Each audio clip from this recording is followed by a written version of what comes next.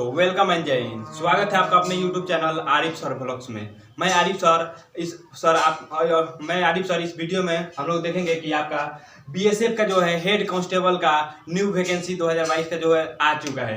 जो इसके बारे में हम लोग जानकारी पूरी लेंगे कि इसको हम लोग किस दिन से भर सकते हैं और इसके लिए हमें क्या योग्यता चाहिए और इसका जो है हम लोग का कितना फी देना पड़ेगा इसे भरने के लिए। साथ ही साथ हम ये भी जानकारी प्राप्त करेंगे कि इसका सैलरी कितना है, इसका सिलेबस क्या है। तो चलिए हम लोग वीडियो स्टार्ट करते हैं, इसके बारे में देख रहे हैं। तो देखिए आपको हेडलाइन ही दिखाई दे रहा होगा, बीपीएससी हेड कांस्टेबल और SI water wings new vacancy 2022। तो इससे आपको जानकारी हो गया होगा कि आपका बीएसएफ का जो है हेड कांस्टेबल का जो है आपका एसआई का जो है कब वैकेंसी है 2022 का 22 का वैकेंसी है। जिसमें देखिए आप लोग टोटल पोस्ट के बारे में हम लोग बात कर लेते हैं, टोटल पोस्ट कितना है। देखिए कोई भी आदमी फॉर्म भरता है तो क्या करता है, पहले अपने आप को योग्यता हल्का फुल्का देखता है कि हमारे अंदर क्या क्वालिटी है, और फिर उसके बाद में पोस्ट मिलाता है कि कितना पोस्ट है, उसमें हम क्वालिफाई कर सकते हैं कि नहीं, उस पोस्ट के अंदर हम लोग घुस सकते हैं कि नहीं, एंट्री कर सकते हैं नहीं, तो वो लोग जानना चाहते हैं। तो हम लोग जान लीजिए कितना टोटल पोस्ट इसका कितना है। तो टोटल पोस्ट जो है आपका 281 है। यह अच्छा खासा पोस्ट है, 281, कोई कम पोस्ट नहीं है। आप चाहे तो आप इसमें आराम से जो है इसमें सिलेक्शन ले सकते हैं। कितना पोस्ट है आपका 281 पोस्ट है। अब इसके जगह अप्लाई डेट की बात कर लेते हैं कि आपका जो है फॉर्म है किस दिन से अप्लाई किया जाएगा। तो देखिए इसके अप्लाई डेट जो है आपका 30 मई से लेके आपके 28 जून के बीच किया जाएगा। कहने का मतलब है कि आपका जो अप्लाई डेट जो है आपका शुरू हो चुका है। अब इसको अप्लाई आप कहाँ से करेंगे, तो देखिए आप जो अपने मोबाइल से भी इसको अप्लाई कर सकते हैं, या आप चाहे तो अपने नजदीकी किसी भी दुकानदार के पास जाकर जो आपका सर्वर का काम करता है, आप वहां पे जाकर अप्लाई करा सकते हैं। अप्लाई करा लीजिए कहाँ से, 30 मई से जो है आपका डेट जो है स्टार्ट हो चुका है, और जो आपका 28 जून तक आपका फॉर्म भरा जाएगा। देखिए आप ये गलती मत करिएगा कि 28 जून तक आपका डेट है तो 28 जून को जाकर फॉर्म भरेगा, ऐसा गलती मत करिएगा। लास्ट में देखिए कभी फॉर्म भरने नहीं जाया जाता है, क्यों कि क्या पता आगे चल के जो है आपका सर्वर जो है आपका डाउन हो जाएगा और आप जो है फॉर्म आपका नहीं भरा पाएगा। इसलिए लास्ट दिनों में मत जाइए। बस एग्जाम आपका फॉर्म डेट शुरू हो चुका है, फॉर्म भरा रहा है, बस आपको जाकर जो है 2-4 दिनों के अंदर में भरवा लेना है। क्योंकि देखिए अगर आप फॉर्म नहीं भरेंगे, आपके पास कितना भी योग्यता है, आप इस एग्जाम को क्रैक कर सकते हैं,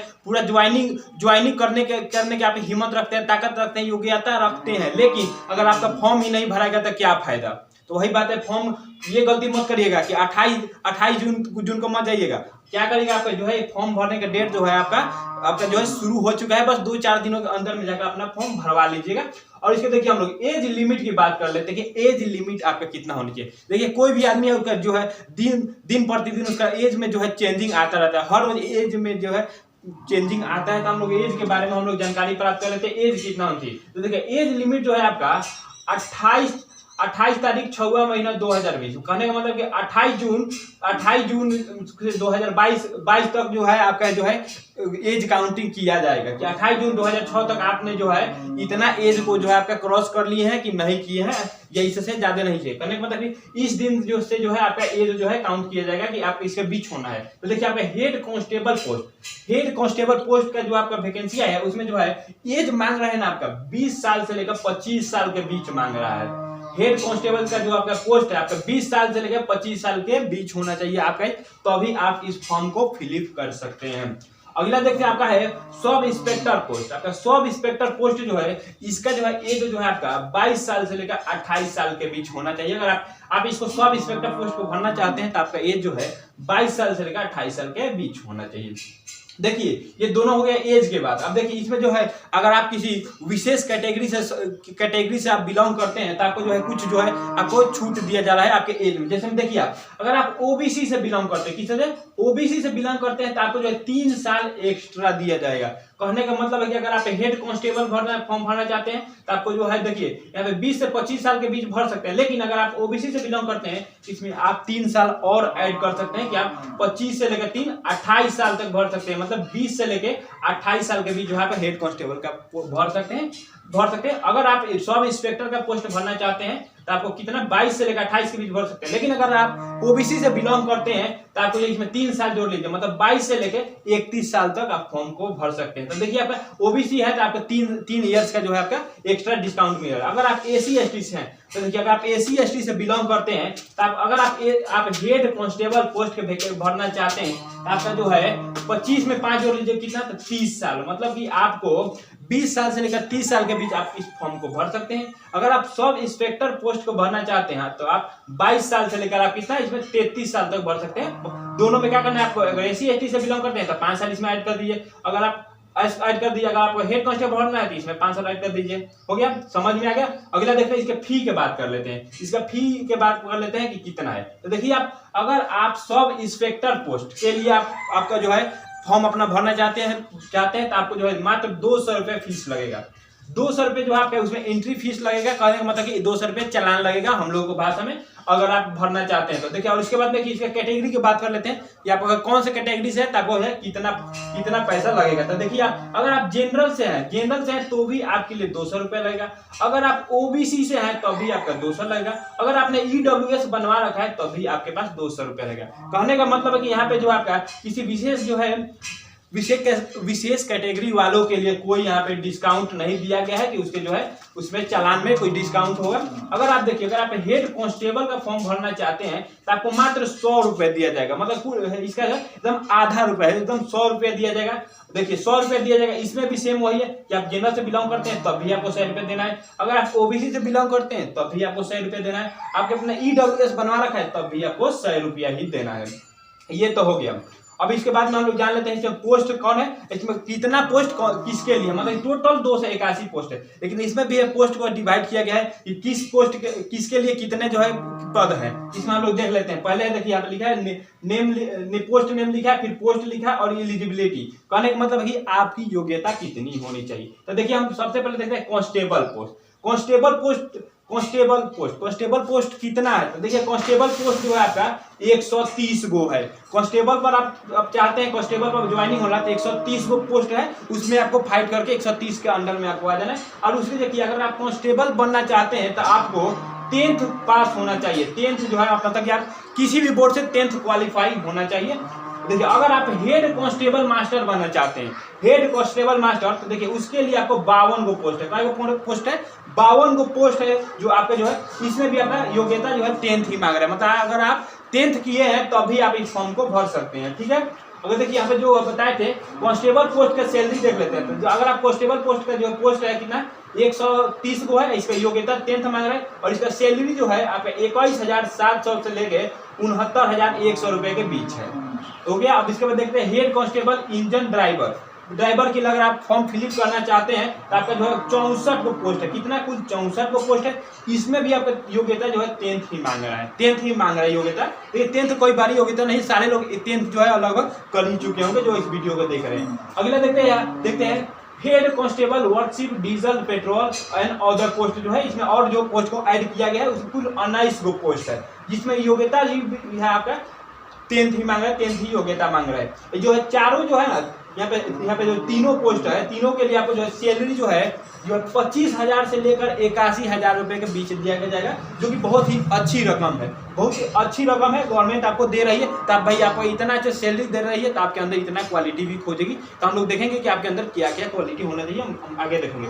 और देखिए अगर आप सब इंस्पेक्टर एसआई मास्टर बनना चाहते हैं इसके लिए मात्र 8 गो पोस्ट है, मात्र 8 गो पोस्ट है। और देखिए मात्र 8 गो दिखाई दे रहा होगा, लेकिन देखिए हमें ये नहीं सोचना कि 8 गो पोस्ट है, हमें ये सोचना है कि हमें चाहिए कितना, मात्र हमें ये गो चाहिए। तो बस अपने पोस्ट से मतलब रखना है कि हमें ये गो चाहिए, हम अपना जो है लेके रहेंगे, उसके 7 गो तो पोस्ट खाली रह जाएगा। हमें ये सोचना है कि हमें ये गो चाहिए, बस ये गो तो हमारे लिए है ही। 7 गो पोस्ट अब किसको मिलेगा, तो खाली रह गया, तो हम लोग ये गो लेना है तो ले लेंगे।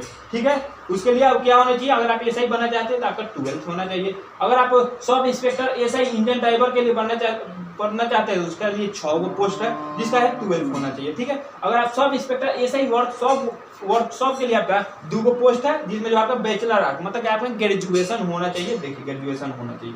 देखिए इन तीनों के सैलरी की बात कर लेते हैं। इन तीनों के सैलरी जो आपके 34,000 से लेकर 1,12,400 के बीच है। देखिए कितना ज्यादा सैलरी है, इतना ज्यादा सैलरी है तो इसके लिए तो योग्यता भी चाहिए ना। इसको देखिए अब फिजिकल एबिलिटी डिटेल्स के बारे में बात कर लेते हैं कि हमें क्या डिटेल होना चाहिए, हमें हाइट कितना होना चाहिए, हमें दौड़ कैसा आना चाहिए, हमें कैसा आना चाहिए। तो देखिए हम लोग पहले टाइप देख लेते हैं और उसके बाद मतलब कि क्या क्या होना चाहिए, उसके बाद मेल और फीमेल के लिए हम लोग जान लेते हैं। देखिए पहले हाइट कितना होना चाहिए। देखिए तो हाइट जो है मेल के लिए हाइट जो आपका 165 सेंटीमीटर होना चाहिए। अगर आप मेल है तो आपका हाइट जो है 165 सेंटीमीटर होना चाहिए। अगर आप फीमेल है तो आपका हाइट 160 सेंटीमीटर होना चाहिए। कहने का मतलब है कि बस 5 सेंटीमीटर का अंतर है। अब 5 सेंटीमीटर का अंतर है और 165 हाइट जो है लगभग जो है 90% लोगों का आजकल हो रहा है। ठीक है, इसके बाद चेस्ट की बात करना है। इसका चेस्ट जो है अगर आप मेल है तो आपका 75 सेंटीमीटर होना चाहिए और 5 सेंटीमीटर फुला के जो है आपका 80 सेंटीमीटर होना चाहिए। और उसके बाद जो आप फीमेल है तो आपका 73 सेंटीमीटर होना चाहिए और 5 सेंटीमीटर जो है फुलाने के बाद चेस्ट जो है आपका कितना 78 सेंटीमीटर होना चाहिए। उसके बाद हाई जंप की बात कर लेते हैं तो रनिंग पहले देखते हैं रनिंग कितना है।